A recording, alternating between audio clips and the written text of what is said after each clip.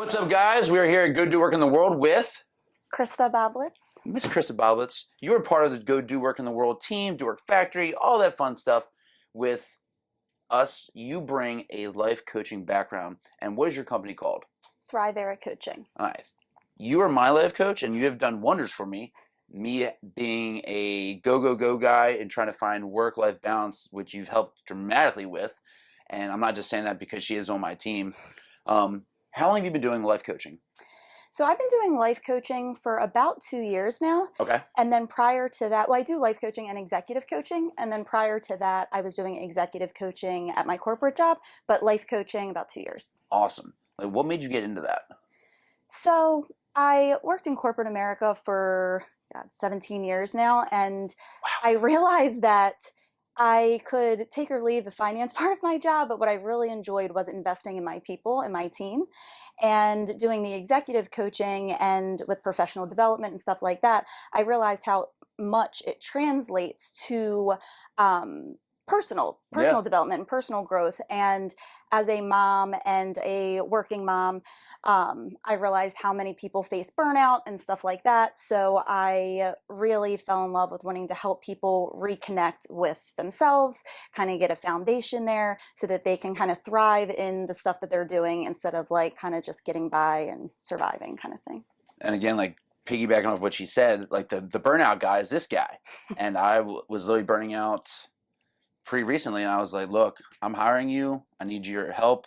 And you gave me homework to do, which is great. And it's not just a therapist, it's you're giving me homework and all that. Like, what's the difference between you and a therapist? Because a lot of people ask me about that. That's a great question.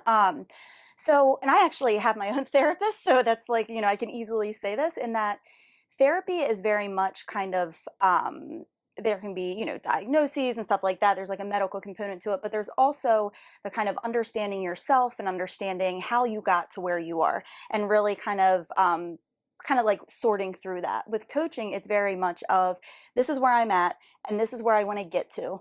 And either I want to get there in a more kind of like balanced way, or I keep getting stuck, I keep hitting a wall, I don't know why. So coaching helps you get from point A to point B. We kind of bring awareness to where we are because we can't go anywhere if we're not clear on where we are and where we want to go. And we just help sort through that. Now, coaching does overlap with therapy a little bit in that in order to get where we want to go, a lot of times it's our own self-limiting beliefs and our paradigms and our mindsets and stuff that we pick up our entire life, right? Yeah. So we have to ditch some of that to get to where we want to go. So there is a little bit of an overlap, but it is very different. I look at coaching as moving forward and therapy is kind of like sorting out where we are. I love that. Great answer. Look at that. She sounds like a life Practice coach. that. Who would have thought? But what's your best part of your job? The best part of my job is seeing people thrive. I mean, that sounds like pretty cliche, but like helping people and seeing that, watching them realize that they had it in them all along and like reaching their goals and just, I just like helping people and in a way that it's not fixing people, right? It's not fixing someone that's broken. It's helping them tap into their own potential and do what they already were capable of doing. It's just kind of pulling it out of them. And it really just makes me happy. I love that. That's why you're on our team. Yeah. Like I was going all different directions and you put me on the right path, and I can't thank you enough. And people might just think that I'm just saying that just because you're on my team, you're on this, like you've actually helped me dramatically push forward with all the businesses, with my life mentally. And my next thing I got to do with you is a vision board. Like, tell everybody, like, I know you do a lot of vision boards with corporate entrepreneurs. What does a vision board do for people? So a vision board, at first when I got into it, I thought, I'm not even going to lie, I thought it was a little like woo-woo, okay, fun craft, right? But then I started digging into like the neuroscience behind it because I kind of like geek out on that stuff.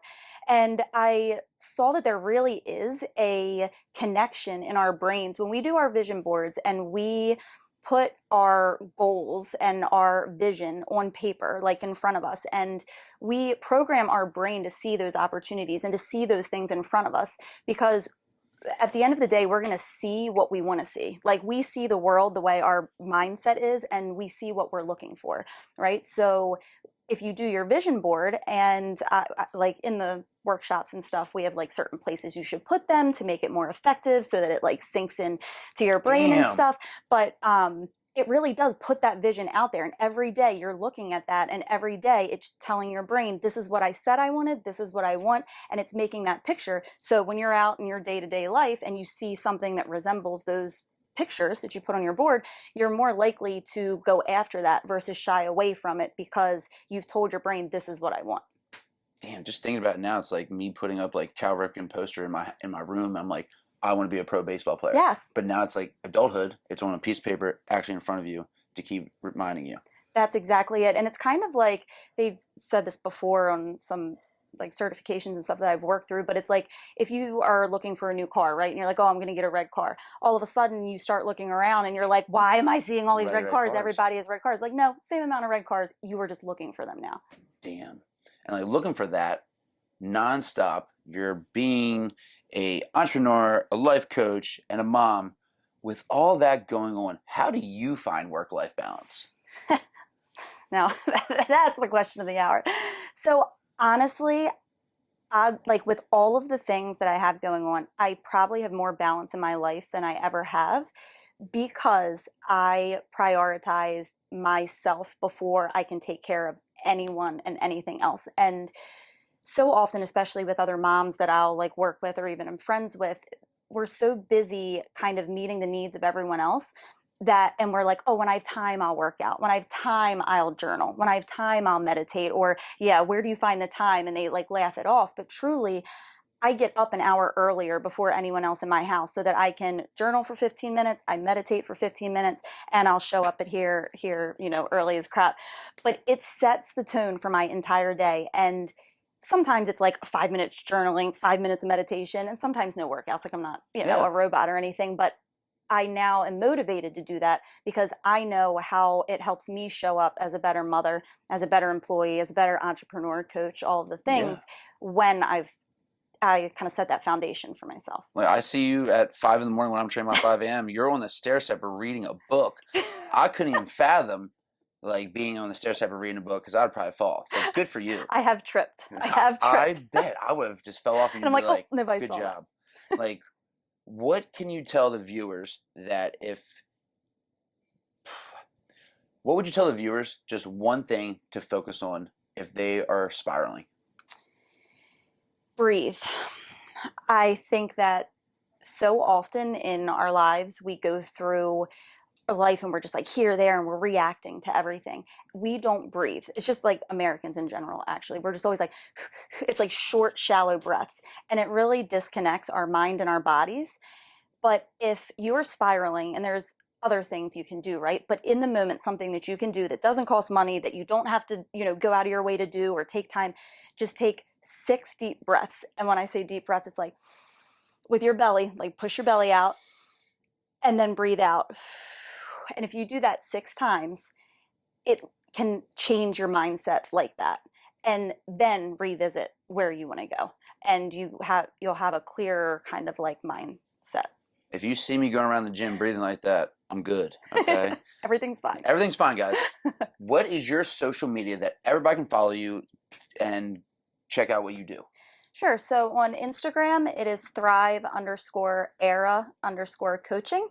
And Facebook is just Thrive Era Coaching, my Facebook page. And if you have any questions or you'd like to reach out to inquire about services, you can email me at Krista, Krista, at thriveeracoaching.com. And again, Krista, thank you for coming on board and thank you for being on the team and thank you for being my life coach. Again, if you want to be in person, this is her office. So you'll be in the podcast right here doing everything with her and just thriving. We're just going to thrive. Do virtual too, FYI. I'm here sometimes and I can also do virtual if you're, busy and on the go. Awesome. Krista, thank you for coming on board. No problem, dude. We'll follow her on down and I'll see you guys later.